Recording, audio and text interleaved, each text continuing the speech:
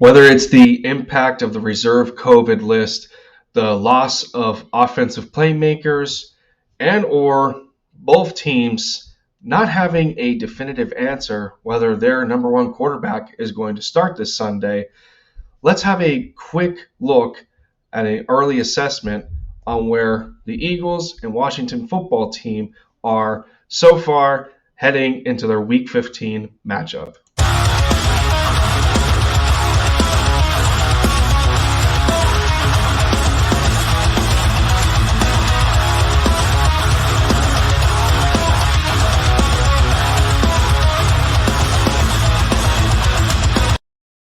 What is up, everybody? Bird brothers and sisters. Lindy Endzone in the building for the touchdown, taking the lead for the Eagles, one video at a time, and dropping buckets for the Dallas Mavericks. And by now, if y'all are new to the diversity of fandom that I bring to the table, you already know what the deal is. Love to have you a part of the End Zone fam, and the easiest way to achieve that is to hit the subscribe. Continuing on that pattern of growth as I try to accomplish every day, and you guys know the deal by now. So without me continuing to babble, let's get started a little bit. Well, being that it is only Tuesday, and I believe one of the first injury reports comes out around Wednesday or Thursday, and then they'll have an additional one, I think Friday or Saturday, that ultimately reveals who is and who isn't going to dress on Sunday, to where the Eagles face the Washington football team.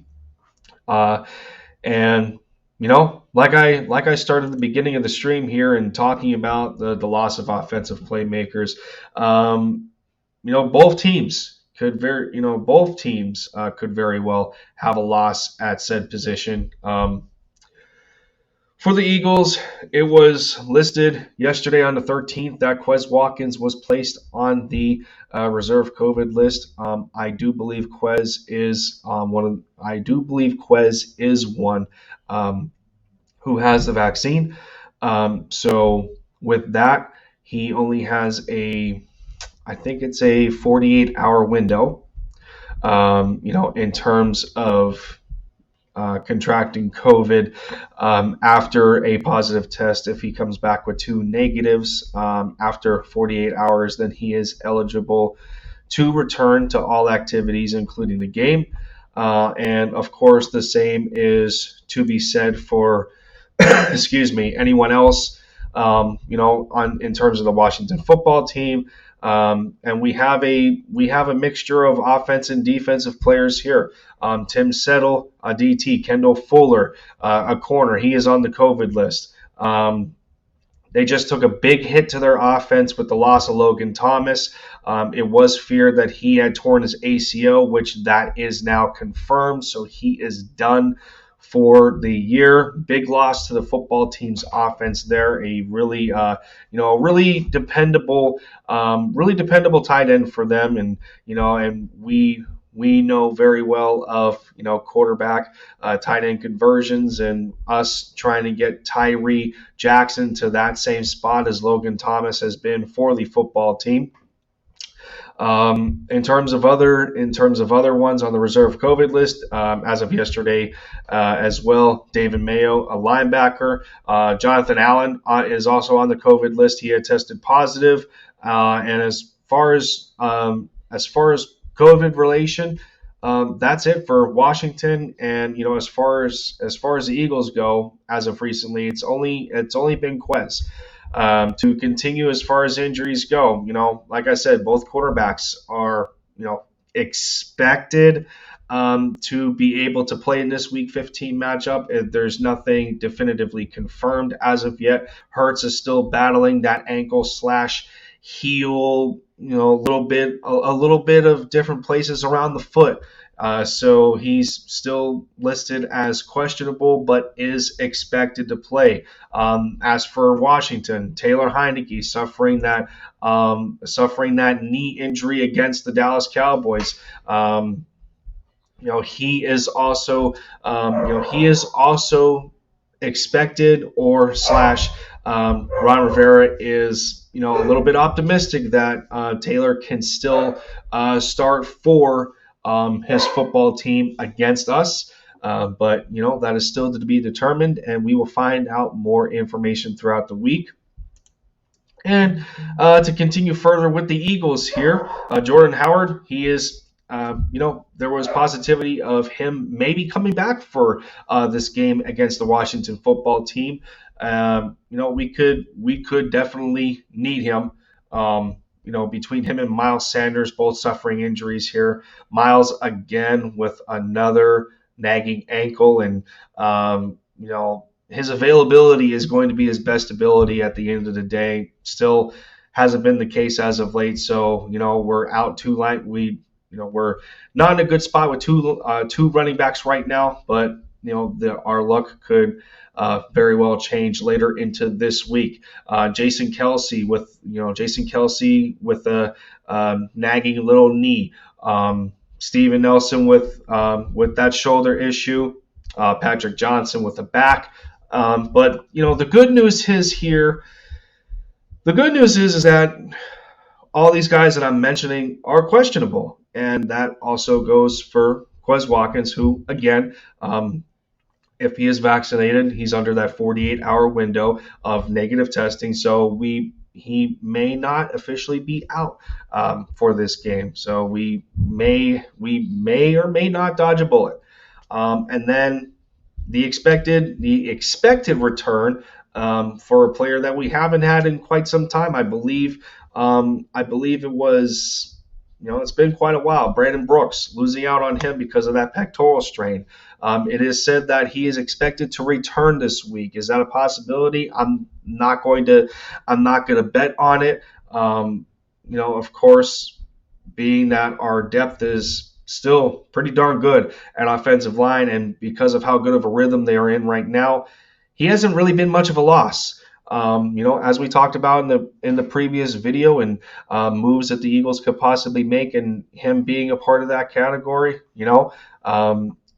let the young guys play, and they're playing. They're playing pretty darn well, and you don't want to fix something that isn't broken. So with that, based on this assessment, I thought about giving a prediction for the game, and as I'm thinking about it, am I going to lock a win right now? Yes and no. I'm not going to commit to it just yet.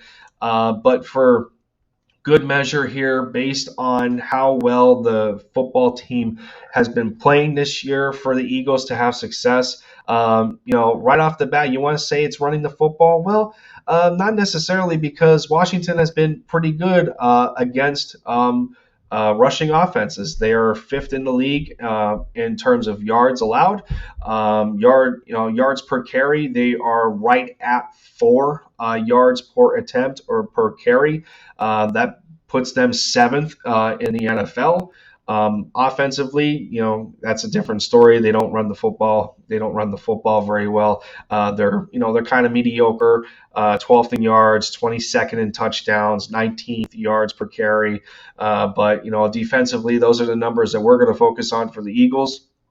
So they're pretty good across the board here as far as rushing goes. Fifth in 3 of the categories, 7th in 1 of the categories. But where we are going to take advantage of these guys, and of course this is depending on the health of that team, where we're going to take advantage is throwing the football, believe it or not. But that is if Sirianni can devise a game plan that can really exploit Washington's weaknesses right now. And right now, according to the stats, their weakness is in their pass defense. They are dead last in touchdowns allowed.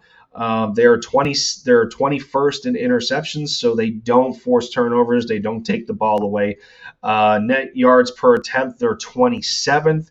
So they're giving away those chunk plays.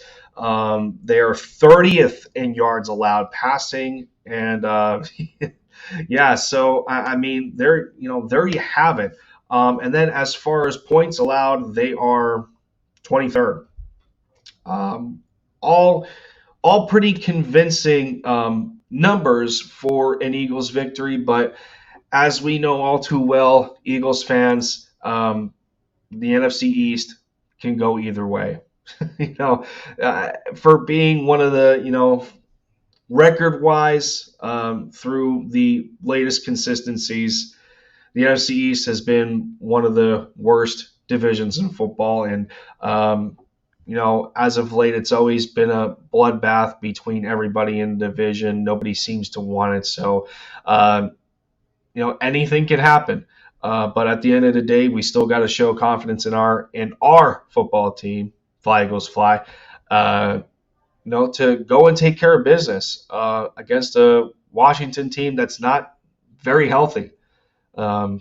Especially some of their top tier guys, and while of course they have taken a pretty bad hit as of late offensively, but defensively they're missing some of their best pass rushers, and that in turn kind of leads to their poor statistics in terms of pass defense. If they're not able to apply pressure on the quarterback, and that's where we have to trust Sirianni and presumably Jalen Hurts to get the job done. But with that, let me know down in the comments on where your opinions lie on how well the Eagles are doing as far as the team's health is concerned going into this matchup of Week 15, and how confident are you that we can come out of this with the victory against the Washington football team. But with that said, it's going to do it for me. Thank you all for watching. For myself, this has been Lindy Endzone. Fly Eagles Fly, bleed green. MFFLs, go Mavs. Take care of yourselves, everyone. Have a good night, and I'll